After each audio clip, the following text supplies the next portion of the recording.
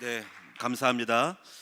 이제 12월의 주제를 우리가 벗어나지 않습니다. 항상 그 주제에 맞춰서 매주마다 말씀을 전하고 있습니다. 10월의 주제는 끝이 더 좋은 사람. 여러분 처음도 좋지만 중간도 좋지만 끝이 더 좋아야 될 줄로 믿습니다. 인생을 살면서 어릴 때 가난했지만은 나이가 들어서 늙었을 때 더 잘되고 부유해져야 되죠. 그래서 항상 끝이 더 좋은 사람이 됐으면 좋겠습니다.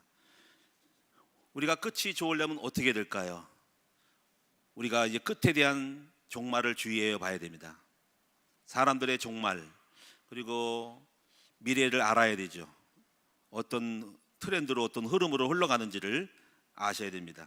아마 여러분도 알다시피 우리 아이들 동화책에 있는 이솝 이야기, 개미와 배짱이, 개미 앞으로 다가올 겨울을 준비하여 여름철에 부지런히 일하고 양식을 마련하고, 그래서 겨울을 막상 만났을 때에 두려움 없이 맞이할 수 있는 개미 이야기, 배짱이 놀기만 하다가 미래를 생각하지 않고 오늘 좋다고 생각하다가 맞이하는 겨울은 혹독하고 참혹하죠.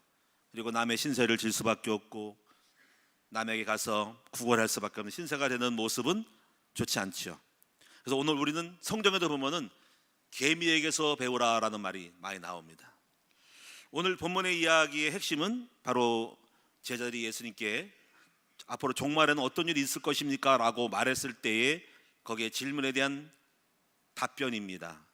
주님이 말씀했죠. 오늘 말씀 보니까 무화과 나무의 비유를 배우라. 이 무화과 나무의 비유는 이제 무화과 나무, 요즘 우리가 아래 동네는 무화과 나무가 열리죠. 우리 친구 목사가 목포에 있는데 무화과 즙을 짜서 많이 가져와요.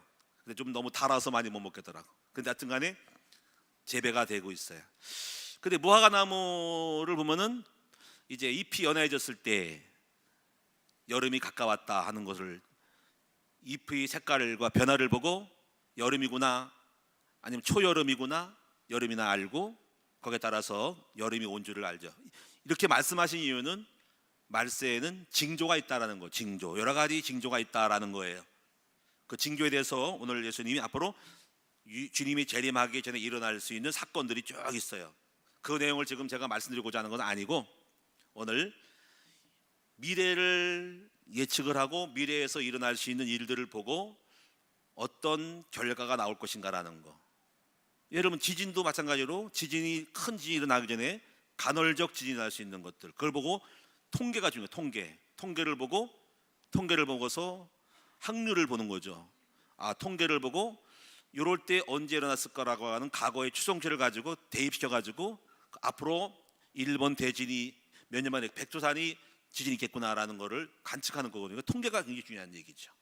그래서 그거를 예측하는 사람들이 통계팀에서 하는 거예요.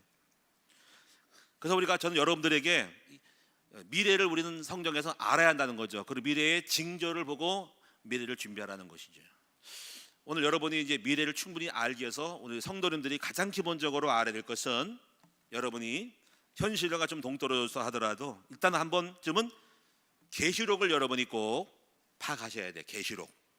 그래서 여러분 시간을 내서 가지고 계시록을 꼭 읽으셨어요. 주시기 바랍니다. 22장까지 있어요. 그래서 적어도 앞으로 우리 시대 이후에 주님이 재림 때까지 어떤 일이 일어날 것인가라는 거를 포인트만 잡고 나가면 될 것 같아요. 포인트. 머릿속에 각인시켜야 되죠. 주님이 재림 전에 일어날 수 있는 일은, 제가 알고 있는 상식, 제가 계시록을 연구를 많이 했거든요. 계시록과 함께 짝이 되는 것이 다니엘서 9장, 다니엘 9장, 스가랴서, 마태복음 24장 5장이 같이 읽어야만이 돼요. 보면은 예수님 재림하기 전에는 어디서 오냐면, 예수님은 이스라엘 땅에 전쟁을 한다. 이스라엘 땅에, 저 중동에서 이스라엘 땅에 주변에 있는 국가들이 전부 몰려들어서 제3차 대전 또는 아마겟돈 또는 히브리어로 무기또라는 지역에서 대전쟁이 일어나면서 그때 예수님 재림에 넣어놓은 거고, 이거 상식적으로 알고 있어야 돼. 그래서 그 전에 일어날 수 있는 사건은 계시록에 잘 나와 있는데, 지구의 3분의 1이 파괴된다. 물, 호수, 바다, 육지, 땅, 인구가 3분의 1이 죽는다라는 거 나와 있어요. 무섭죠, 그런 것들이 보면은. 하늘에서 뭐 별똥별이 떨어지고 이건 미사일 같기도 하고, 앞으로 미래에 황충이 일어난다. 황충. 이 황충은 어떤 황충으로 비유했던 바이러스가 크게 일어난다는 거야. 너무너무 아파서 죽고 싶어도 못 죽을 정도의 대재앙이 일어난다는 것도 성경에 예언도 있다. 성경에는 늘 전쟁과 지진과 그리고 거리선자들이 일어난다는 거죠. 이거 지금 때에 일어난다는 거죠. 오늘 여러분이 제가 계시록을 하려는 건 아니고, 여러분이 한 번쯤은 미래에 대해서 관심을 갖게 될 때 성경적인 성도님들은 반드시 성경을 빼놓고 미래를 보지 말고 일단은 아웃라인을, 계시록을 꼭 읽으시되 마태복음 24, 25장, 다니엘서 다니엘의 70일에 계시록을 좀 읽으시면서 어느 정도 감은 잡고 오늘의 현실을 살아가야 된다는 거죠. 그리고 저는 늘 그걸 보면서 늘 두근두근거리고 뉴스를 보면서 사회적인 징조에 어떤 적그리스도가 나타나거든요. 각 미래에 악한 거대 종교인이 나타나거든요. 이것은 이제 유럽 연합 EU 통합 대통령이라고도 하는데, 근데 이제 그 숫자가 약간 오바돼 가지고 유럽 연합의 그 국가의 수장들이 모이는 숫자가 있는데 좀 넘어갔어요. 그래서 좀 조심해서 보는 거죠. 이런 부분들을 보면서 여러분이 미래를 좀 적어도 영적으로 대책할 수 있는 여러분이 기본으로 깔려야 되는 것을 가지고, 이걸 베이스로 깔고 삶의 미래에 대한 준비를 많이 해야 된다는 거죠.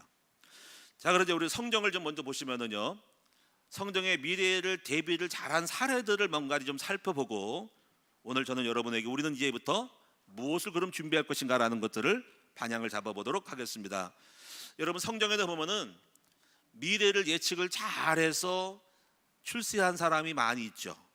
자, 대표적인 사람이 누굽니까? 바로 요셉의 지혜. 여러분, 요셉의 이야기 창세기를 보시면 나오죠. 요셉이 끝자락에 나옵니다.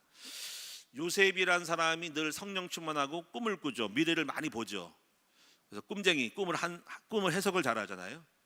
요셉이 그 당시에 바로 왕이 꿈을 꾸면서 7년 동안 뭔가 이렇게 막 좋은 일이 있다가 뭐 아주 살찐 짐승이 나오다가 얼마 있다가 7년 동안에 또 파리한 어떤 마른 짐승이 나오는 걸 보고, 이거를 또 짐승과 함께 곡식에 대한 걸 나오면서 도무지 알 수 없는 아리송한 것을 갖고 있는 거예요.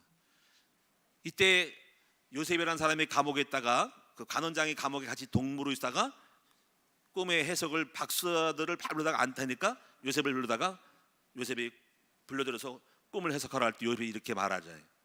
7년은 앞으로 있을 풍년을 말합니다. 7년에 파리한 거는 풍년 이후에 7년의 재앙이, 기근이 있을 거예요. 이것을 예측을 하고, 그래서 미리 왕은 7년 풍년 동안에 준비를 해서 7년 기근을 준비해야 된다라고 말했죠. 그래서 이 얘기를 듣고 왕이 너무 감탄을 하고 꿈도 해석하고 아무도 못했는 해석하고 거기에 대한 대처를 주니까 말하죠. 그럼 네가 이 일을 맡아서 처리를 하렴 해서 그 지혜로운 말 한마디 예지력 때문에 이rak 국가의 총리로 등극을 합니다. 등극한 다음에 이 요셉은 말대로 그대로 7년 동안 풍년이 쌓였을 때 곡식을 다 창고에 저장하죠. 물론 7년 동안 곡식이 유지되려면 방부제가 필요하겠지만 그건 알아서 한 거고, 유지되고 때가 되니까 7년 기근이 시작하면서 곡식을 풀죠. 창고에 비축했던 비축 창고를 열고 내보내면서 곡식을 사러 올 때 토지법을 바꾸죠. 쌀을 줄 테니까 당신들이 가지고 있는 토지를 교환하자, 돈 주지 말고 땅을 내놔라 해가지고 백성들의 땅을 갖다가 그들이 갈급하니까 땅을 주고 또 받고 곡식을 받아가죠. 그 땅을 갖다가 바로의 국고에서 쌓으니까 바로가 너무 기분 좋아가지고 최고야, 최고. 예? 땅도 다 국가의 국유지가 돼버리고 사유지에서 국유를 바꾸니까 최고가 된 거예요.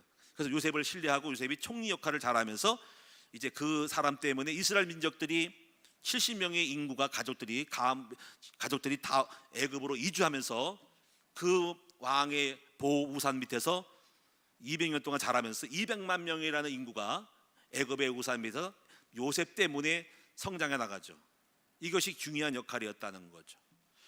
우리는 요셉 때문에 이스라엘 민족이 형성할 수 있었다는 거죠. 왜냐하면 그 당시에 조금씩 커가면은 주변 부족들이 공격을 해가지고 씨를 말려버리는데 하나님의 섭리로 애굽에 보내서 애굽의 우산 아래 200만 명이 클 정도로 노예였지만 바로 성장하면서 국가를 이룰 수 있는 기초를 가꾼 거죠. 인구수가 많아야 되거든요. 200만 명이 나중에 출애굽을 통해 탈출하면서 오늘날의 이스라엘 국가가 형성되는 기초를 만든 것입니다. 이렇게 우리는 미래를 알고 있는 그 예지력에 따라서 그 사람이 출세를 하기도 하고 복을 받는 것을 알 수가 있습니다. 또 여러분 성경에 보면은 노아라는 사람의 그 예지력은 자기의 가족을 구원하죠. 이제 하나님께 늘 기도하고 하나님과 동행했던 이 사람은 하나님의 음성을 듣습니다.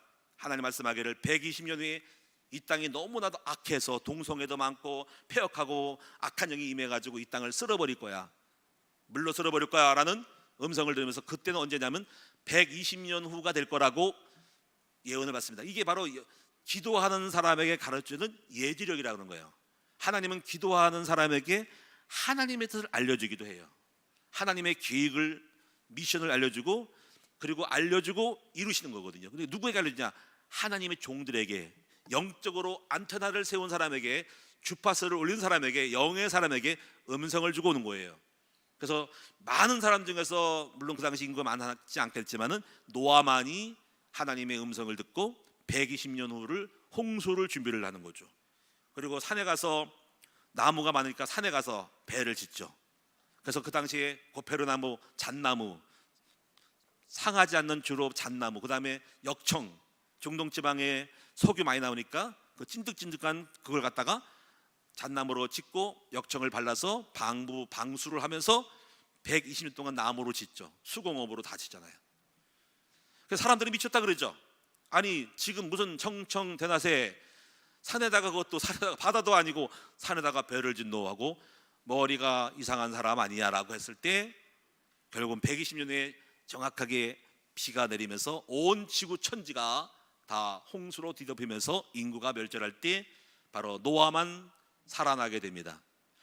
홍수가 있었던 증거가 있죠. 가끔 우리는 중국에 가서 산에 가면은요, 바로 히말라야 산 같은 게 높은 산에 가면은 거기에 여러분 석염이 나오죠. 바위, 돌로 된, 바로 산에서 소금이 나옵니다. 소금이. 그래서 산에서 물이 나오는데 보면 바로 소금기가 있는, 바로 염전 비슷하게 막 있어서 소금을 캐서 정제해가지고 팔기도 하죠. 이게 돌로 된 석유, 굳은 거죠. 바닷물이 굳어서 그렇게 된 거예요. 어디 산에서 소금이 나오냐요. 그것은, 그 말은 바닷물이 새면은, 우리는 안 그렇지만 점치러 갑니다. 때로는 많은 사람들이 자녀들을 결혼시킬 때 궁합을 보기도 합니다. 왜 볼까요? 앞으로 저 짝꿍이 우리 아들하고 딸하고 맞을지에 대한 궁합이라는 사주 관상을 보면서 미래를 예측하고 알아보기 위한 것이고, 자기의 운세를 알아보고 이렇게 해서 미래를 대비하기 위한 재앙과 축복을 준비하기 위한 것이 있을 때 미지의 세계에 알고 싶은 마음으로 점을 보기도 합니다. 제가 원래 점을 치는 것을 나쁘다고 얘기하는 그런 의미는 아니고, 다만 이렇게 사람들마다 미래를 알면은 성공할 수 있다는 거죠. 여러분 신문을 보는 이유도, 뉴스를 보는 이유도 이 사회에 돌아가는 판세를 보는 거죠. 우리가 트럼프 2.0이라 해가지고 트럼프 시대에 뜨는 사업은 뭘까? 그때 주식이 요동치게 되고, 또 어떤 사람이 정치권에 올라가 되면 그와 관련된 관련주들이 뜨기도 하잖아요. 뉴스 속에서 정치의 흐름, 국가의 계획과 세계의 흐름에서 올라가는 거죠. 우리가 이렇게 미래를 안다고 하는 것은 생존과 직결되고 돈을 버는 것과 직결되는 것입니다. 요즘은 비트코인이 많이 뜬다고 하죠. 주식에서 비트코인 시대가 오기도 하는데, 물론 그것이 기축통화가 되기는 좀 그렇다고 하더라고요. 일단 그러나 거부할 수 없는 흐름은 있어요. 돈줄기가 어디로 흘러가는지에 대한 거. 그래서 미래를 안다고 하는 것은 투자에서 중요한 역할을 하기 때문에 매우 중요한 것입니다. 그래서 오늘 저와 여러분이 미래를 아시고 준비하는 여러분 되기 바랍니다. 그래서 많이 공부도 하시고 뉴스 정보를, 참된 팩트 있는 뉴스 정보를 확보하셔가지고 정확한 판단과 지혜를 얻으시는 여러분 될 수 있기를 축원합니다. 거리 정보 많기 때문에 속지 마시고 정확하게 근거한 팩트에 근거해야 됩니다. 자, 그러면 이렇고요. 이제 중요한 건 이제 우리입니다. 우리는 구원받은 우리는 무엇을 준비해야 하는가라가 우리가 중요한 거예요. 저는 오늘 여러분에게 제 영적인 관점에서 몇 가지를 말씀드리고자 합니다. 5가지, 6가지 정도 되는데요. 첫째는 뭐냐면요, 나의 최고의 준비가 있다. 이 준비는 여기 제목에 나와 있어요. 조보에 종교성에 머물지 말고 완전한 복음을 준비해야 세상을 이긴다. 우리는 앞으로 여러분이 세상에 살면서 돈도 벌고 직장도 다니고 결혼도 하고 많은 권력도 얻고 직위도 얻습니다만은 가장 베이스로 깔아야 될 바로 준비는 뭐냐면 복음 준비를 해야 된다라는 거예요. 복음 준비. 여러분 교회를 다닌다고 해서 복음을 다 깨닫는 건 아닙니다. 여러분 복음을 깨닫는 이유는 뭐냐면요, 우리가요 이 복음이 없으면 세상에 나가서 어려운 문제를 만날 때 문제를 이기지 못하고 쓰러지는 경우도 있고, 또 복음이 없이 실수를 해서 죄를 져가지고 실수할 때 그 문제에 치달려서 문제에 당해서 문제가 문제를 키워서 자기 망하는 것도 있습니다. 제가 최근에 우리 기성준 씨라고 하는 탤런트를 보면서 그 사람이 마약을 했거든요. 사람이 살다 보면 그럴 수 있는 거죠. 그러나 실수하지 하지만 안 되지만은 만약에 복음인 사람이 혹시 종교 생활하다가 교회 다녔다면은 그런 일 당할 때 아마 하나님 기도해서 그런 부분에 대하여서 담대하게 회개하고 나갈 수도 있는데, 그는 왜 자살을 택했을까 할 때 여지없이 복음이 없기 때문에 그런 선택을 했다고 볼 수가 있는 거예요. 사람들은 실수할 수 있다. 복음 있는 사람들은 그걸 이기고 나온다. 복음 있는 사람들은 그 문제 속에 눌려서 그대로 죽는다는 것이 차이여서 제가 안타까웠어요. 야, 복음 있으면 사람이 저렇게 살아가도 만났을 때 이길 텐데 왜 저랬을까라는 생각이 들면서, 복음이 없기 때문에 성공할수록 망하는 거예요. 복음 없으면 성공할수록 망하는 거죠. 여러분 우리가요, 그래서 우리 청년들 때에 어릴 때 복음을 많이 배우셔야 돼요. 흔히 우리가 직장 경계도 마찬가지입니다. 경계도 마찬가지고, 왜 그러냐면 공부를 안 하고 실력을 안 키워놓고 이제 예를 들면 30세가 돼서 결혼을 했어요. 애를 낳고 가정을 꾸려나갈 때요, 그 나가야 될 지출 항목이 많아진다고. 그때 애 키우고 학원 보내고 많은 집도 사야 되고 많은 필요한 뭐 보험도 들어야 되고 많은 것이 있을 때요, 자기 월급의 한계를 느낄 때 거기서 허덕이면서 마이너스 재정이 되면서 계속 시달리고 스트레스 받으면서 이제 맞벌이 가면서 문제를 잘 나가면 주다 문제를 만날 수 있는 부분이 많거든요. 이 생각을 해요. 그리고 그때 가서 이제 자기 실력은 딸리지 내가 월급이 이 정도밖에 안 되는 상황에서 거기서 그때 할 수가 없어. 시간을 낼 수 없어. 바쁘기 때문에 다시 또 공부를 하기 어려운데, 그래서 젊었을 때 미리 나름대로 스펙과 실력을 많이 쌓아놓고 나서 직장 생활할 때 오는 수많은 지출 분야에 있어서 수입이 역량이 많아질 수 있는 미리 준비를 많이 할 때, 그때 감당하는 여력이 될 때는 상황을 유지할 수가 있지만 그게 수입과 지출의 균형이 안 맞을 때 끝납니다. 그래서 젊었을 때 많은 실력과 노력을 많이 해서 스펙을 많이 쌓고 경험과 실력과 전문성을 키워서 사회생활을 할 때 그걸 감당하지 못할 수 있다는 거예요. 근데 이미 젊을 때 실컷 놀고 아무것도 안 하다가 막상 삶에 때 허덕이면서 삶에 쫓기면서 계속 씀씀이 쫓겨가면서 더 이상 시간도 못 내고 그러다가 피곤하거나 병 한번 딱 걸려 사고 나면 끝나는 거야. 그래서 내가 이제 젊었을 때 여러분이 시간이 이것이 굉장히 중요한 것을 알아야 돼요. 마냥 젊을 때만 있는 것이 아니라 지금의 시간표 속에서 복음과 실력을 키우고 있어야 하는 거죠. 충분히 미래의 장래를 대비할 수 있는 걸 해야 한다는 것입니다. 저는 이제 교회적으로 보면은 제가 이제 그 교회를 어떻게 목회할 것인가라는 것을 초창기부터 결정을 했어요. 이것은 제가요, 많은 교회들을 미래를 보면서 목사님들을 보면서 종말을 볼 때 거의 보면 신비주의하는 교회들은 끝이 안 좋아. 여러분 신비가 뭔지 아시죠? 신비는 말씀에 근거하지 않고 환상과 영적인 어떤 감각적으로 유지하는 거예요. 뭘 점을 치듯이 꿈을 꾸고 뭘 봤다 하는 식으로 가는 거야. 그래서 막 기도를 했더니 막 영이 임해가지고 막 떨고 막 이러고, 그거는 불확실한 거예요.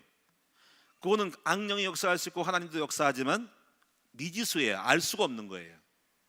이렇게 할 때는 흔들립니다.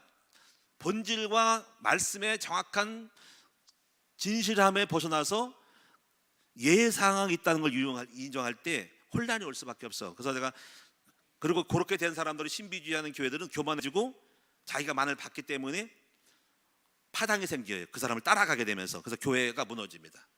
왜냐하면 그 사람이 능력자라고 하니까 그 사람이 신비라고 능력인데 그 사람은 삶이 엉망이고 진리도 삶도 안 되는데 따라가면서 비진리 잘못된 사람이 능력 하나만 가지고 패를 이루니까 거기서부터 본질이 깨지면서 서로 이상한 비본질적인 갈등과 안 맞는 불균형 속에서 교회가 파괴되는 거예요. 저는 그래서 그런 거를 다 안 하고 오직 말씀으로 간 거예요. 그리고 이제 예수님 중심으로 가는 거죠. 예수님 중심은, 말씀이라는 것은 오직 하나님의 말씀으로 한 인간을 변화시키고 바르게 되고, 그리고 예수를 닮게 되면 낮아지고 겸손하는 거예요. 자기를 죽이는 사람이 될 때 이런 사람들은 싸우고 싶어 싸우지 않고 자기 이기적이지 않고 이타적이기 때문에 남을 배려하게 되는 것은, 성품이 온유하고 겸손한 사람들은 공동체를 많이 뭉쳐놔도 싸우지 않고 하나가 되고 화합될 수가 있습니다. 그래서 자랑하거나 교만하거나 자아가 세거나 이런 것들은 복음과 반대돼요.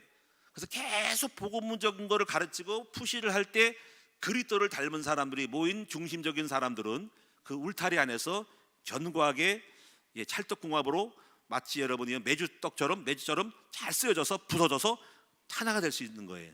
그리고 지금 그 결과는 나와 있는데, 저희 큰나무교회는 다른 거 안 하고 오직 말씀 중심으로, 프로그램 이벤트 안 하고 오직 말씀으로 사람을 바꾸고 변화시키는 쪽으로 갈 때, 그 변화의 초점은 성공이 아닌 예수를 닮은 사람으로 갈 때, 겸손한 사람이 만났을 때 교회는 하나님 나라가 이어지고 평화가 되어지는 결과가 아름다워진다는 거예요. 무슨 얘기인지 아시겠죠? 그래서 제가 이렇게 미래를 알고 교회의 세팅을, 미래를 보고 이렇게 쓸데없이 뭐 프로그램 이런 거 또는 신비 이상한 거 많이 하지 않고 어디 말씀으로 했을 때 결과를 보고 이것을 했더니 그 결과 나온 것입니다. 자, 두 번째, 그래서 오늘 여러분도 마찬가지로 그래서 이 복음의 준비를 어릴 때부터 해야지. 그리고 세상에 내보내야 되는데 아이들이 복음 없이 세상에 나가면 세상에 수많은 유혹에 빠져 죽습니다. 두 번째, 자녀 준비. 그래서 말세를 이길 신앙교육을 시키고 세상에 내보내야 된다. 디모데후서 3장에 말세에 고통한 때가 이런데요. 디모데후서 3장은 지금 그때가 언제입니까? 2000년 전에 얘기해서 벌써 말세에 똑같이 이루어지고 있어. 자기를 사랑한대. 제일 먼저 자기 이기주의예요. 자기를 드러내는 자기 중심적인 삶이 온대요. 자기 최고야. 인간의 신이라는 뉴에이지 사상이거든요. 그럼 자기를 자랑하려면 돈이 있어야 돼요. 돈이 자기를 만들거든. 그래서 돈 버는데 혈안이 되고, 돈만 있으면 최고야. 좋은 차, 비행기도 사고, 막 펑펑 쓰고, 자기를 최고라고 인정하는 가치에 자기를 밸류를 만드는 것은 돈이라는 거지. 돈을 버는데 한장을 하는 거지. 그 돈 있으면 권력도 잡게 되고요. 돈 있으면 쾌락을 즐기면서 돈에 대하여 사람을 죽이기도 하고 살리기도 하고, 부모님이 돈 안 주면은 부모님을 모욕하고 때리고 욕하고 부모님을 함부로 대하고, 이게 사기치고 돈에 대해서 가는 거예요. 그래서 말세 이런 세상에서 이렇게 이길 수 있는 그런 교육을 시켜야 됩니다. 그런데 여러분, 세상 교육은 우리 온전한 사람으로 만들 수가 없어요. 제가 학교를 비난한 것이 아니고 오늘의 학교 교육은 진화론 교육이에요. 여러분, 진화론은 뭡니까? 강한 자가 약한 자를 누르고 버리고 죽이고 내가 일어나는 거예요. 그게 진화론입니다. 약한 것은 태아되고 좋은 것은 강화하고, 꼬리가 있다면 꼬리를 잘라버리고 팔이 필요해서는 팔을 잘라버리는 거고요. 그래서 내가 이것은 살아남기 위해서 남을 죽이고 내가 일어나는 거예요. 다른 기업들을 없애버리고 내 기업이 살아나는 거예요. 경쟁자를 죽이는 것이, 이건 당연한 정의가 되는 거예요. 이렇게 되면은 여기는 거짓도 있고요, 술수도 있지만은 거짓과 술수를 통해 가지고 내가 살아나는 것이 이 땅의 진리고 논리라는 거예요. 이 진화론 사상 가진 사람들은 결국은 잡아먹히고 잡아먹는 잡히는 상인 거예요. 이걸 정글의 법칙이고, 이건 짐승교육인 거예요. 짐승교육, 줄서기 교육이에요.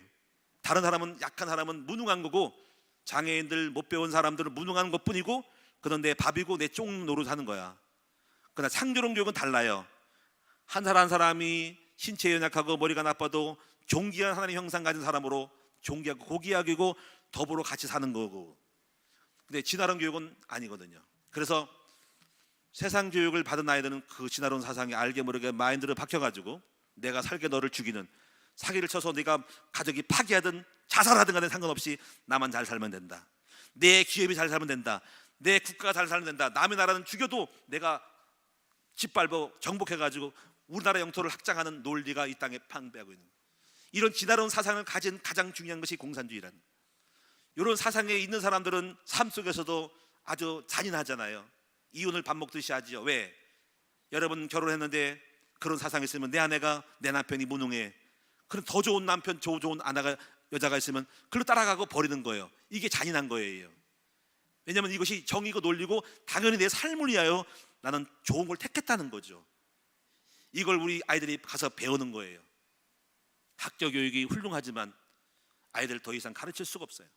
인권이 있어가지고 조금만 코치하고 타치하고 야단치면은 왜 나한테 이렇게 하면서 학대라 그러고 인권유리 내가지고 스마트폰 찍어가지고 영상 올리니까 누가 선생들이 아이를 건드릴 수 있겠습니까? 아무도 건드릴 수 없어요. 그냥 내 팽개치는 거지. 야단칠 수 없고 가르칠 수 없고 혼낼 수 없고 매들 수 없으니까 아이들은 망나니처럼 자랄 수밖에 없는 이 학교 현실 속에서 우리 아이들이 가서 공부를 한다 이거예요. 물론 여러분들은 혹시 이 말에 동의하지 않을지도 모르겠지만은 그렇습니다. 따라가는 아이는 따라가고 못 따라가고 내버려 두는 거죠. 우리 아이들이 말합니다. 목사님, 제가 학교 다니는데요, 나 공부 좀 못하는데요. 공부 잘하는 거는 아이들 학생들은 선생님이 가르칠 때 따라가고 나는 못 따라하니까 이거는 내 알아서 할 일이고 개인 가해 공부해가지고 따라갈 바이지 아무 다치고 그냥 다 졸고 잠만 자고 있어요. 그리고 왜 학교 다니냐? 졸업장 따게 다닙니다. 그래, 큰일이구나. 그래서 제가 그랬어요. 좋다, 그러면 내가 하자 해서 저희 교회에 대안학교를 세우게 된 것입니다. 여러분, 교회도 마찬가지입니다. 교회도 일주일에 아이들 주일날 한 번 와서 신앙생활 해서 이길 수가 없어요. 농어촌 시대에는 세상이 악하지 않기 때문에 그렇게 해도 조금 유지는 될 수 있을지 모르지만 오늘날의 시대는 너무 악한 것이 막 들어오거든요. 많은 영향력을 있기 때문에 알량한 주일학교 주일날 한 번 가서 9시에 가서 30분 동안 예배드리고 10분 동안 목사님 전사님 설교하고 모르겠어요. 10분 20분 동안 공과 교육하고 그리고 찬송 부르고 놀다가 가면은 그것이 아이들을 세상을 이기는 영적 교육이 될까요? 너 천만의 만만의 말씀인 거죠. 안 돼요. 굉장히 더 많이 들어오거든요. 그만큼 거기 비례해 가지고 더 많이 푸시를 하고 이기는 비율을 높여야 되거든요. 확률을 높여야 되거든요. 안 됩니다.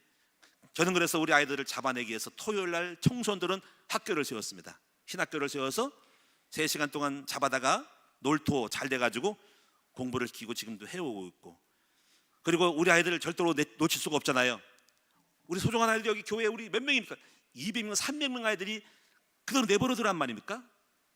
그 아이들이 인생의 끝자락을 안 알고 있는데 세상에서 만날 그 엄청난 세상 유혹, 동성애, 마약, 지금도 그렇잖아요. 우리가 보고 온 애들이 지금 어려움 당해가지고 지금 재판받고 있고 성적인 타락 속에서 수많은 일들이 밀려오고 있단 말이야.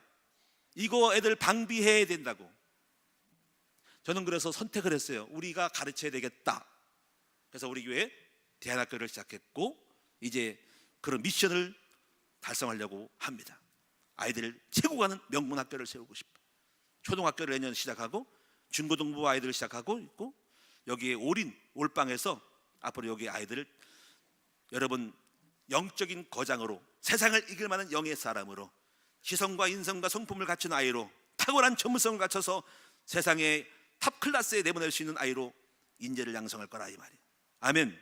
여러분이 간사해서 여러분이 헌신을 많이 해가지고 아이들에게 장학금도 조금씩 주고 있고 앞으로 비영리법인 세우고 나름대로 교회에서 나름대로 경제에 뒷받침될 수 있는 사업거리를 찾아서 푸시해가지고 훌륭한 교사들을 교수님들을 초빙해가지고 최고의 음악, 최고의 악기, 최고의 국영수, 탐구, 과학 가르쳐가지고 세상의 엘리트를 만들고 영의 사람 만들어서 리더가 되게 할 거예요.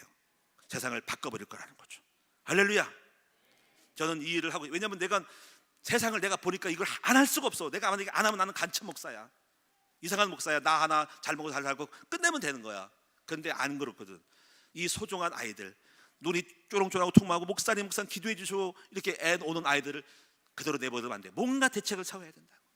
그래서 요즘 저뿐 아니라 많은 목사님들이 미래를 위한 대안학교, 미래 세대를 향한 그 트렌드가 깔려 있는데 어떻게 할지를 모르고 있는 거죠. 저는 그러나 할 거예요. 저희 교회 정도는 할 수 있습니다. 앞으로. 그리고 운동을 할 거예요. 모브먼트로 할 거라는 거죠. 한번 보십시오. 앞으로 우리 교회가 학교를 세우기 운동을 해서 다시 교회가 애들 가득가득 차는 날이 올 때까지 할 거예요. 지금 CTS 방송국에서 지금 한 교회 한 학교 세우기 운동하고 있어요. 유대인의 해당 운동인 거예요.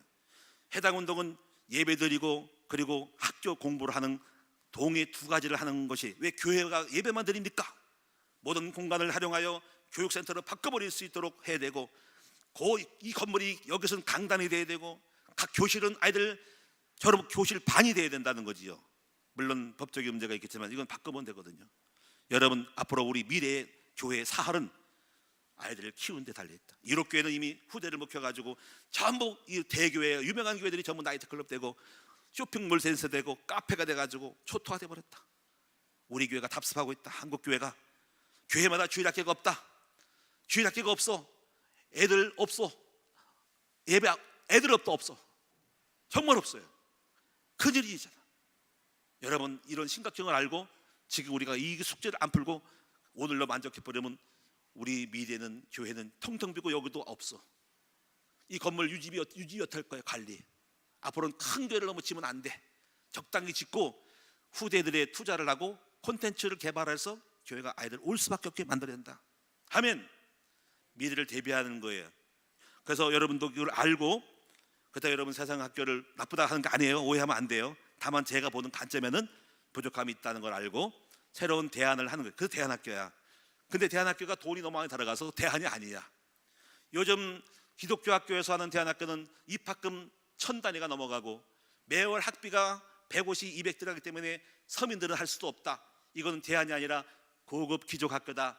틀렸다. 나는 그렇게 하지 않는다 할 거예요. 그래서 여러분들이 기도하셔서, 그러면 많은 소스가 필요하겠죠.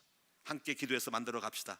보편적인 학교, 보편성 학교, 누구나 와서 공부하고 싶으면 다 할 수 있는 학교를 만들자는 거지. 이건 시대적인 사명이고 교회 개혁이고요, 앞으로 한국교회를 바꿀 수 있는 중요한 모티브가 되는 것입니다. 아멘. 한번 해봅시다. 난 한국교회를 바꾸고 싶은 생각이 드는 거죠. 세상에요, 세상을 이길 준비를 시키고 보내야 된다. 마귀가 막노릇하는 세상에서 세상을 이길 복음으로 철저히 무장시키고 보내자, 아이들.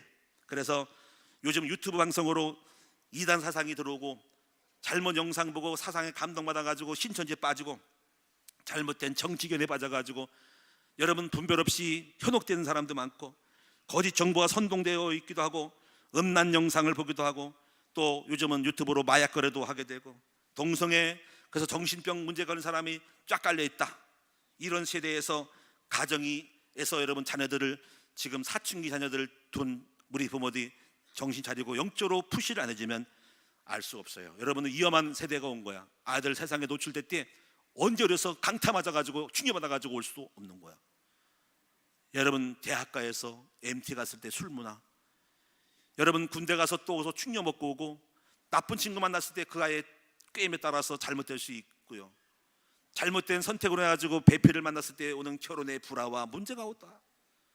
이 세상을 보는 눈을 알려줘야 되고, 철저하게 영적 눈을 끼고 육의 세상 보는 눈을 알아서 세상의 타락과 세상의 창세기 6장의 바벨탑 시대, 창세기 6장의 노아 홍수 시대, 그리고 네피림 시대, 11장의 바벨론 탑 시대, 이걸 쫙 알려 세상 보는 눈을 열어주고 세상에서 이걸 속지 말도록 마귀를 알려주고 흑암을 알려주고 에게 철저하게 복음으로 무장해서 여기서 판단해서 스스로 이길 수 있는 저항력을 만들어 둬야 된다.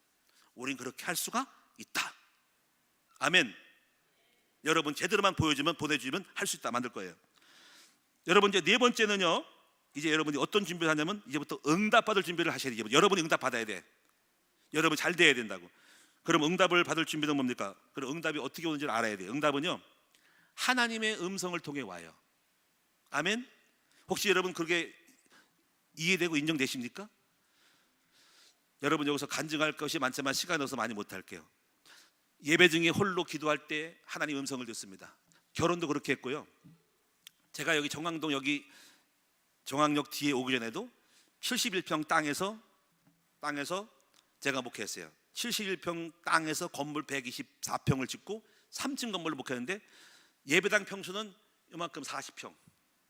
근데 제가 늘 저는 숫자를 세거든요. 숫자를 잘 세. 성도가 몇 명 오는지를 세요. 여러분은 지나가도 저는 셉니다. 숫자를 잘 세야 돼. 아, 오늘 110명이 왔구나. 아, 90명이 오셨구나. 근데 이상하게 100명이 넘어가겠지 100명이 안 넘어가는 거야. 근데 그 다음에 보니까 110명이 넘어서 110이 넘어가야 되는데 그럼 2부 3부들을 파는데 안 와. 또 90이야.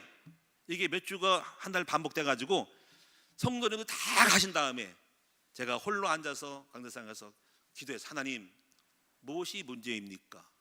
했더니 하나님이 말씀하기를 음성이 들린 거예요. 네 눈을 들어 저 멀리 바라보라. 너의 문 열어라. 그래서 문을 열었어요. 대문을, 교회 문을 열었어요. 여기서 요 정도 열었더니 저기 좀 고개를 좀 각도로 올려서 들어봐라 했더니 도로가가 나오는데 도로가 끝이 너의 교회 문이라. 그래서 2차선 도로, 2차선 그때 2차선이 한 차선이 3m 정도 4m 될 거예요. 그러면 5m 10m 넘어가는 거지. 네 교회 입구가 저기니라. 아, 그때 하나님이 교회를 확장하라고 하는구나 라고 음성 들었어. 그러고 있는데 오늘날 부동산에서 연락이 왔어. 저 목사님 종학역 뒤에 182평 땅을 사실래요? 당연히 사야지. 음성으로 알았어. 이미 사인 줬거든. 글로 옮기겠다. 건물 없어. 건물 어때? 그건 나중에 일이고 가. 가지고 후딱후딱 쳐가지고 복비 따블 주고 어깨로 높여서 교회 땅은 내리고 교회가 들어왔고 팔아서 181평 땅으로 간 거예요. 자, 그 다음 얘기는 다음에 할게요. 제가 말씀드리고 싶은 것은 주님의 음성을 듣고 했더니 됐다는 거야. 여러분, 주님의 음성 들을 준비를 하셔야 된다고. 그럼 어느 때 음성 들을까요? 예배 때, 조용히 묵상할 때, 홀로 고독할 때, 광야에 있을 때, 주님을 바라볼 때 주님이 말씀하셔. 아무개야 아무개야 말씀하셔. 또는 찬양할 때, 찬양 중에 거하시는 주여, 찬양을 신나게 불러. 좀 빠져.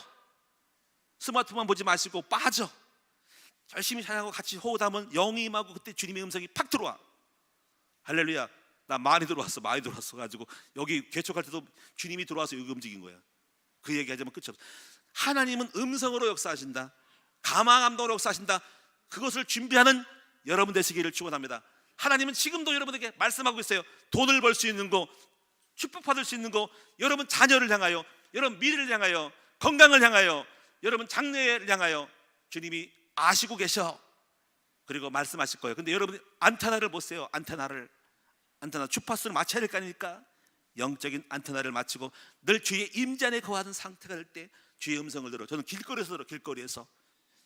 여기 올 때는 금정역 전철가에서 들었어요. 여러분, 주의 음성을 듣는 여러분 되기를 축원합니다. 하나님은 살아계시고 지금도 여러분에게 축복 주려고 말씀하고 계신다. 근데 여러분 들을 준비가 안 되고 귀를 가르고 있으니까 마음을 깨끗하게 하고 영의 상태를 촉수를 올리고 깃발을 세우고 귀를 쫑긋 세우고 영에 민감할 때 주님이 확 말씀하신다고. 그때 음성을 따라 순종하면 이루어진다. 이 준비를 하시는 여러분 되기 바랍니다. 하나님은 살아계시고요, 적당히 교회 다닌다고 응답하는 게 아니고 실제적으로 주의 음성을 들어야 된다고. 아멘. 제가 들었다고요. 그 다음에 5번째로 어떤 준비하냐면 되어지는 준비를 하셔야 돼요. 되어지는 준비. 저는 항상 제 철학이 뭐냐면 목회든 결혼이든 사업도 하는 것이 아니라 되어져야 된다라고 생각하는 사람이에요.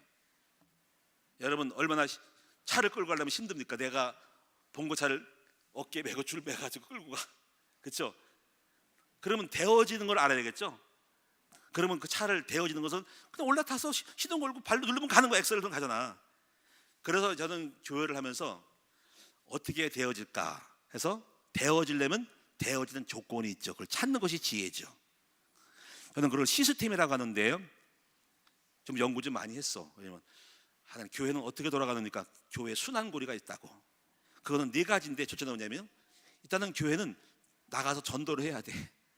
아니, 사람이 오면 또 어떻게 뭐가 있어야 북치고 장구치가 아닙니까? 일단 전도 활동을 해야 돼. 나가 전도해라.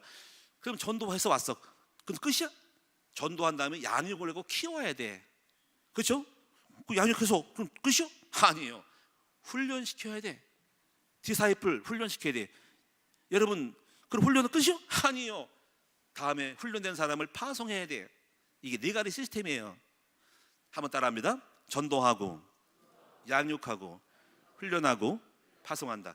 영어로 말하면 인이고, 2번째 확립이에요. 확립은 콘솔리데이트라고 하는 거예요. 그 다음에 3번째 디사이플, 4번째 보내다, 파송하다, 샌드. 제가 목회를 하면서 이 4가지 시스템을 구축하려고 외부로 안 나가고요, 여기 올방을 했어. 그래서 교회에 내가 앞장서서 전도를 나갔어. 그래가지고 교회 중요한 거는 전도 나가서 한 번으로 끝나는 게 아니라 교회 내 전도의 마인드, 전도의 시스템을 구축한 거야. 매월 월요일마다. 그래서 전도 분위기가 생기고 늘 전도하는 마음이 생기니까 이제 성장. 두 번째 양육은 혼자 가르치면 안 되는 거야. 모든 평신도라면 가르치는 사람이 되게 만들기 위해서 필요한 훈련을 시키는 거야. 1대 훈련. 그래서 저희 교회 1월 달에 또 훈련이 있어요. 그거는 모든 성도들이 성도를 가르치게 만들 수 있는 평신도 학교를 만들어서 기본적인 세팅, 영접, 양육할 수 있는 훈련을 시키는 거죠. 그 다음에 이제 지속적인 훈련은 2년 동안 여기 학교를 세워서 여러분 2년 동안 여러분 25과목을 가르치는 거예요.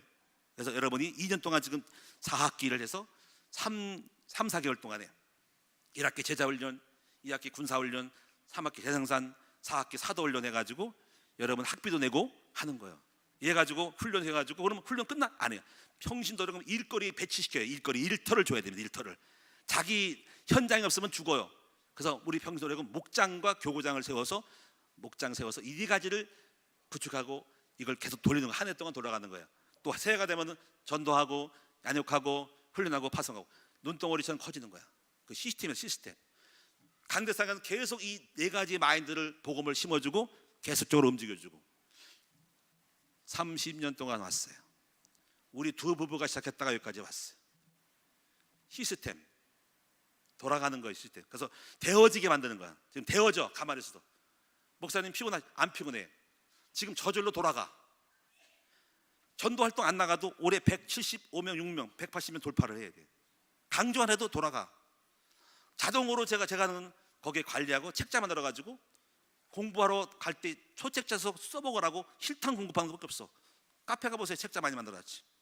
훈련 코스 다 만들어서 책자 만들어서 돌아가는 계속 다 돌아가고 내가 하는 게 여러분 다 하는 거야.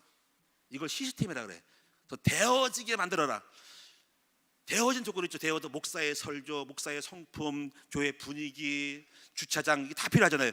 그거 처음에 없어. 계속 데워지는 걸 알고 하나하나 필요에 따라 상황에 따라 만들어갈 때 오늘날 딱 데워진 조건일 때 되는 거예요.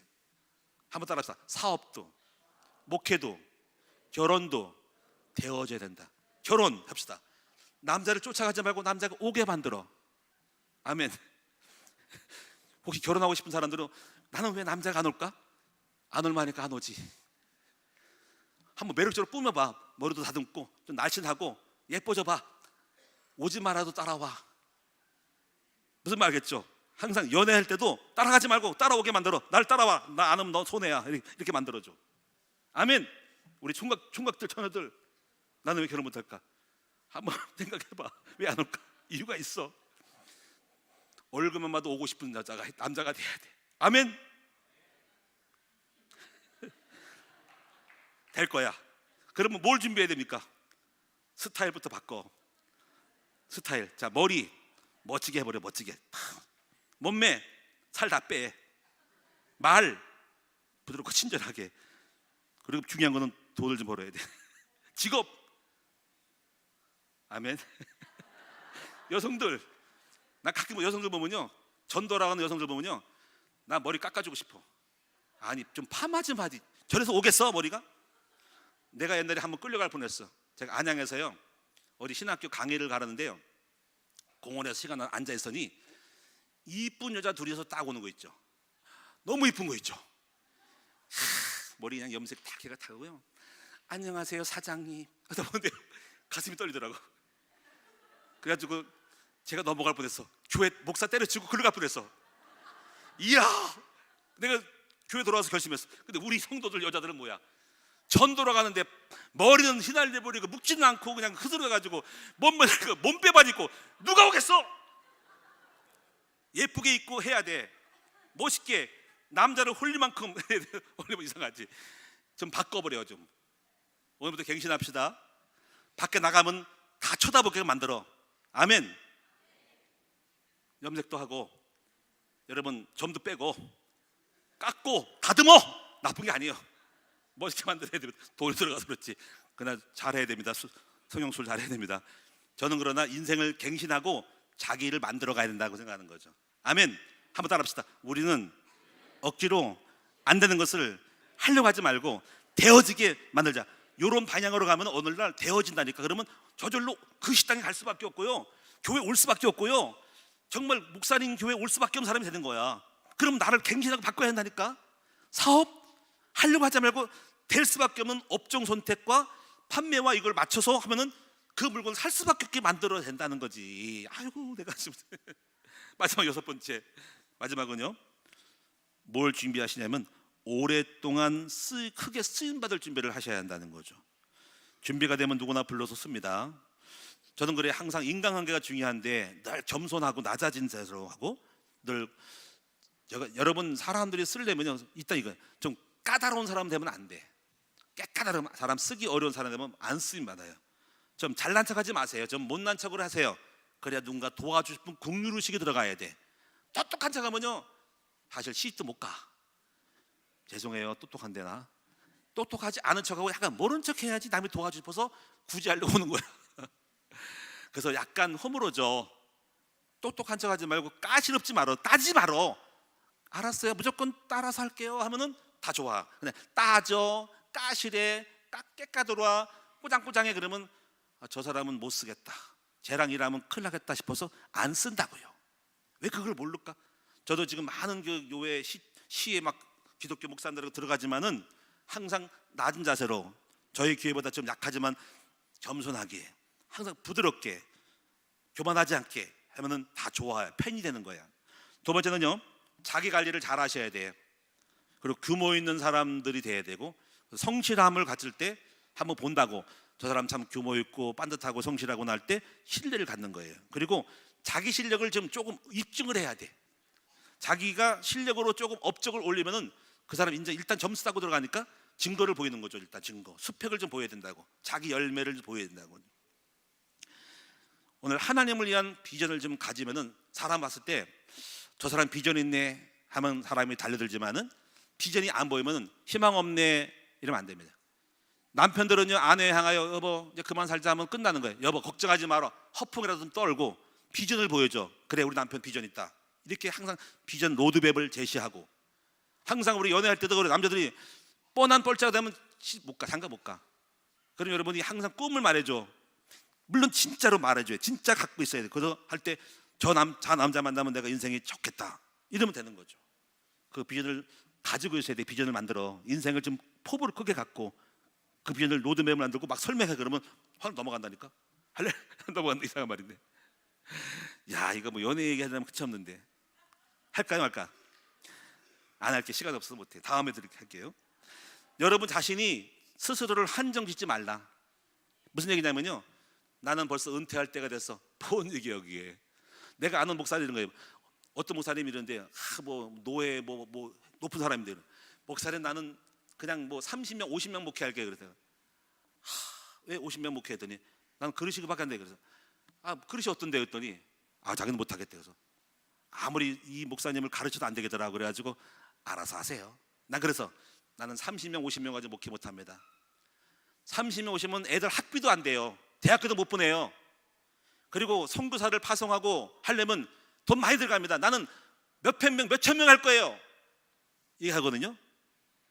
여러분 우리 인생을 한정지면 끝나는 거예요. 저는 교회를 여기만 할 거 아닌 거예요. 앞으로 처음 이제부터 시작할 건데요, 다른 지역에도 막 교회를 개척해 나갈 수 있도록 지금 기도하고 있습니다. 여러분 우리 인생을 한정 짓지 말자. 나는 70까지 할 거야. 아니요, 100세까지 살아야 돼. 시간을 연장해 쓰자. 아멘.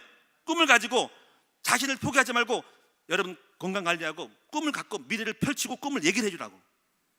무슨 말 알겠죠? 난 틀렸어, 나는 끝이야, 나는 여기서 이 정도만 하고 시골로 들어갈 거야. 그러지 마세요. 인생 뻔한 뻔짜잖아. 제가 어저께 우리 목포에 장례식장 가는데 진짜 차를 타면서 깨닫는 게 많더라고.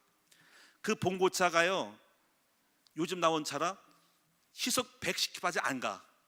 내 생각이 많더라고. 나 150까지 가거든요.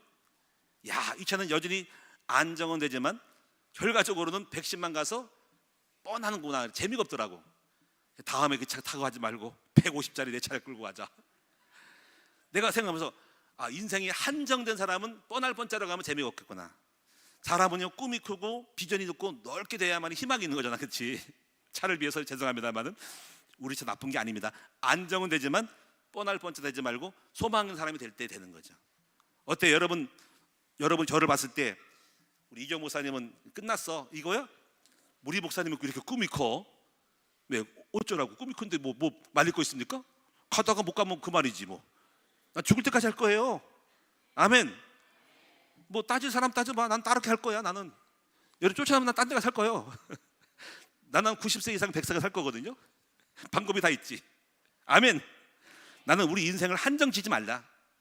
끝까지 오랫동안 잘 살자. 아멘.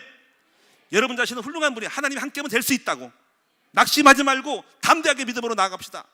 기도하겠습니다. 하나님 감사합니다. 아버지, 오늘 우리가 데워지는 준비, 오랫동안 크게 쓰임받을 준비, 세상을 이길 준비, 우리 자녀들 세상에 나가는데 자녀들을 세상에서 이기게 할 준비, 오늘 복음 준비, 응답받을 준비를 해서 우리 모두가 준비를 잘해서 날마다 해가 갈수록 잘되고 번성하는 축복받는 우리 모두가 되게 하여 주옵소서. 예수님의 이름으로 기도합니다. 아멘. 우리 찬송하겠습니다.